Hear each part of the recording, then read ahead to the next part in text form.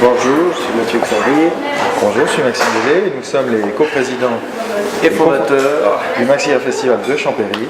Nous sommes sur la libre antenne de Radio People. Bonjour Maxime, bonjour Mathieu. On a dû faire la Je vous radio. en prévenais. Ouais, exactement. Pourquoi pas. Ouais. C'est magnifique. Une bonne ambiance, un petit café qui est en train d'arriver et tout. Le Maxi Rire Champéry Festival, c'est la 7e édition en 2014 du 27 mai au 1er juin avec des artistes extraordinaires, je cite comme ça à l'arrache, la Christelle Chollet, Michael Gregorio, Arnaud Ducré, Anne Romanoff, Jeff Panacloc, j'allais mettre un tige. Panacloc, Anthony Cavana, sans raison évidemment, les deux Vincent, Olivier de Benoît, Franck Dubos, c'est extraordinaire. Est-ce que cette 7e édition, c'est l'édition de la maturité? C'est l'édition de la maturité. C'est l'édition posée, est-ce que c'est, voilà, je veux dire, comment elle est cette 7e par rapport à la 6e ou par rapport à la 8e qui va arriver, comme ça?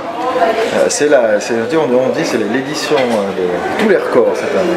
Donc on a plus de spectacles, plus de monde, plus de plein de nouveautés dont on va vous parler tout à l'heure. C'est vraiment la grosse édition.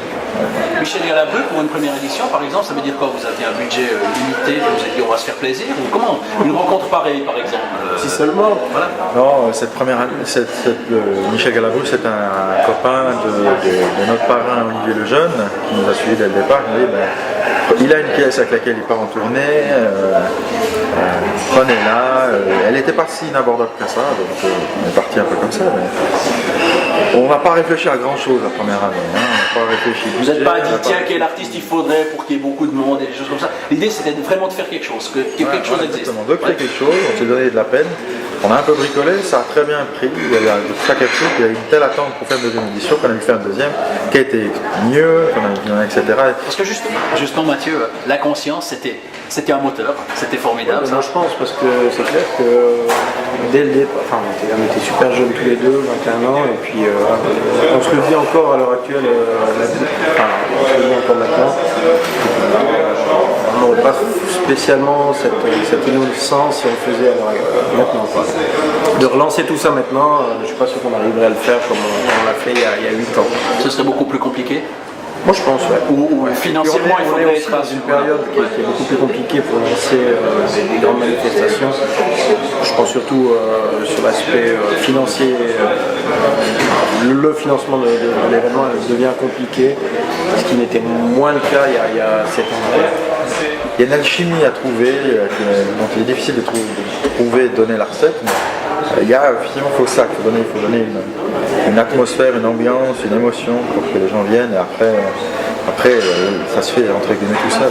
Parce que si on parle du Montreux Jazz ou du Paléo, tu me diras c'est de la musique, mais quand on voit les têtes d'affiche 2014, c'est juste énorme, quoi. C'est des gens qui ont une renommée mondiale, qui sont très connus, c'est des gros budgets, bon évidemment le prix des billets aussi, mais c'est des gros budgets. Vous aussi, au Maxi Rire à Champéry, vous dites la 9e édition, la 10e édition, il faudra vraiment des gens qui ont une réputation énorme.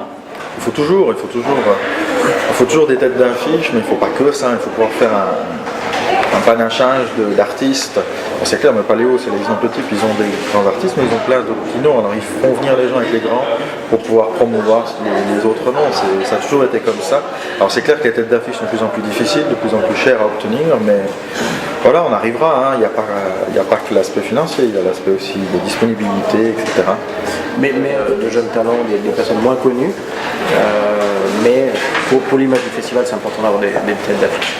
Les têtes d'affiche, les gens les voient à la télé justement, ils sont pas un peu peut-être moins demandeurs des gens qu'on voit tout le temps et qui occupent l'espace médiatique? Moi je pense pas, parce que une fois de plus, nous on peut compter sur le côté exclusif. C'est clair qu'à Champéry, au mois de mai, de voir un Laurent Gérard, de voir un Franck Dubosc, c'est un côté un peu exclusif.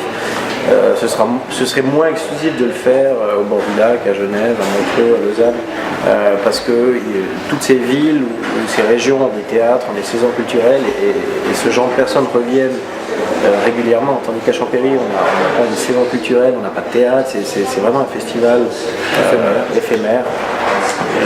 Donc ça rend le petit côté sympa, quoi.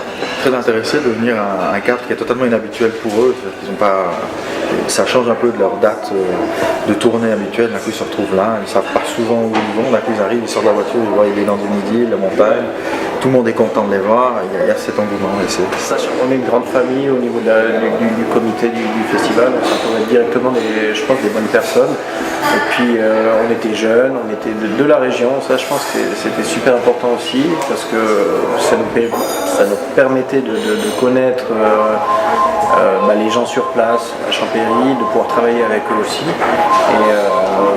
Et voilà, je pense que dès le départ, c'est vraiment l'atmosphère qu'on a réussi à créer pendant le festival, mais aussi hors festival, toute l'année, quand on se voit, quand on travaille, et avec nos collègues du comité du festival et les responsables de secteur. On peut citer les membres du comité, Alors, on a avec les responsabilités de chacun. Alors on a Nicolas Pau qui est responsable du multimédia, on a Nicolas Rouillet qui est responsable de l'aspect VIP et sponsoring, on a Laure Avanté qui est responsable de la comptabilité, on a Pierre Serpès qui est logistique et artiste, et puis Patrick Serpès aussi qui est tout responsable bar et alimentation. Oui, on est attentif. Après, souvent le public il nous dit tu connais certains gars de Helm Mallet oui, bon, d'accord, mais voilà, bien sûr, on a des écoutes, on entend des fois, on nous suggère des choses, on a l'écoute, après on essaye aussi de les surprendre surtout. C'est ça un peu le but, c'est de leur ramener à quoi ils n'auraient pas pensé, puis finalement, c'est eux qui deviennent le porte-parole de ce qu'on leur propose. Regardez le Malais, c'est trop cher, c'est ça que tu voulais sous-entendre? C'est trop cher pour vous? C'est pas forcément cher, pour nous c'est difficile d'accès pour plein de raisons, de disponibilité, c'est des gens qui font beaucoup de vidéos, c'est des gens qui gèrent, qui demandent eux-mêmes aux dates qui veulent participer, ils ont bien sûr des conditions financières difficiles, mais rien n'est inaccessible fondamentalement, mais après il faut que plein de facteurs soient réunis pour pouvoir faire une date. Mais un jour, qui sait. C'est un peu le mot d'ordre depuis le début du Maxime, c'est qu'on fait ce qu'on sait faire et puis on essaie de garder les pieds sur terre. Par contre, un festival comme le nôtre, c'est clair qu'il faut qu'on amène chaque année un peu des nouveautés, des nouvelles choses, que le public soit surpris aussi, parce que ça va être le 7e. Forcément, on doit encore surprendre pour que les gens aient du plaisir à venir et surtout à revenir, c'est ça qui est le plus important.